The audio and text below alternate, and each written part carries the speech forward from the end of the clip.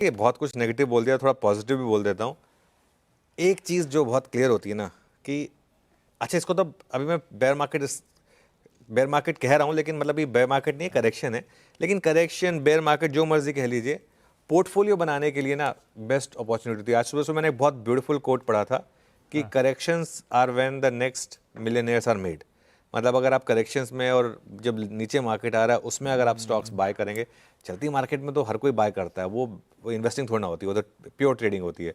लेकिन अगर आप गिरती मार्केट में अच्छे स्टॉक्स को आइडेंटिफाई करेंगे और उन्हें फिर अपने प्राइस पर लेंगे, ये वाला मार्केट जिसमें आप 5-10 ऐसे स्टॉक्स को आइडेंटिफाई कर लें जो इस समय एक ठीक है, मार्केट ख़राब है तो वो भी गिर रहे हैं, लेकिन उनका लॉन्ग टर्म फंडामेंटल इंटैक्ट है, उनको आप थोड़ा थोड़ा करके इस करेक्शन में ऐड करें।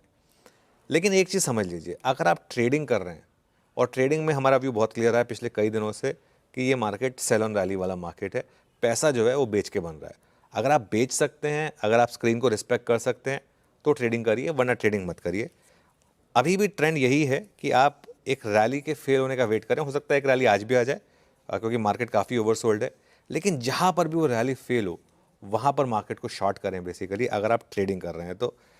मार्केट ओवरसोल्ड है, लेकिन ज़रूरी नहीं है कि ये मार्केट और ओवरसोल्ड ना हो जाए। जैसे जब बुल मार्केट होती है तो मार्केट में हम कई बार कहते हैं ओवरबॉट है, लेकिन मार्केट फिर भी चलता रहता है। एक जोन बताता हूँ मैं आपको, 24,100 से 24,200, वो मुझे लग रहा है कि यहाँ से एक थोड़ा सा बाउंस बैक या एक पुल बैक आने की उम्मीद है। लेकिन अगर 24,100 टूट गया निफ्टी पर, तो 23,000 तक की भी चाल पॉसिबल है, क्योंकि फिर आप उस पूरी की पूरी रैली को गिव अप करने के लिए तैयार हो जाएंगे।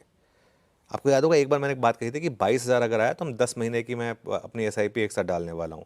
अब वो लेवल बढ़कर 23,000 आ गया है। अब अगर 23,000 तक निफ्टी करेक्ट हुआ मान लीजिए, तो वो ETF में बाय करने का बेस्ट अपॉर्चुनिटी है। मुझे नहीं पता कि वो आएगा या नहीं आएगा, मैं चाहता हूँ ना आए, लेकिन अगर आ गया तो आपको मार्केट में उस तरीके की तैयारी के लिए तैयार रहना होगा।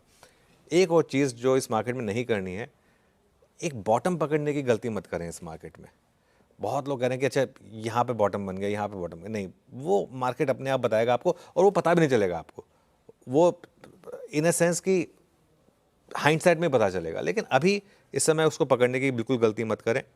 और देखिए, भारत की जो मार्केट है उसका अगर आप 10-20 साल का ट्रेंड उठाकर देखेंगे, इस तरीके के फेजेस आते रहते हैं। साल में एक ना एक करेक्शन जरूर आती है, उसके बाद बड़ी तेज़ी आएगी, चाहे वो डील हो या ना हो यूएस के साथ। लेकिन सबसे बड़ा फैक्टर अर्निंग्स का है। ये वाला क्वार्टर तो फिर खराब रहा, इसमें कोई डाउट नहीं है। अब होप जगेगी अगले क्वार्टर की, तो वहाँ पर उसका इंप्रूवमेंट जरूरी है। उसके बिना इस मार्केट का चलना बहुत मुश्किल है आशीष।